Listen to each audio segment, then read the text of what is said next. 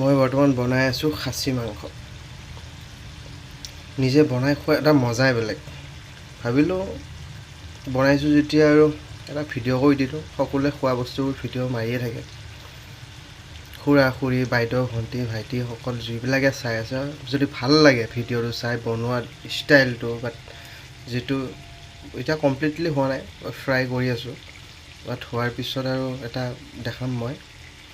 চ' ভাল লাগিলে like comment মাৰি দিব, বেয়া লাগিলে হয় একো নকৰিব, এনে চাই থাকিব বেঙা মানুহৰ নিচিনা।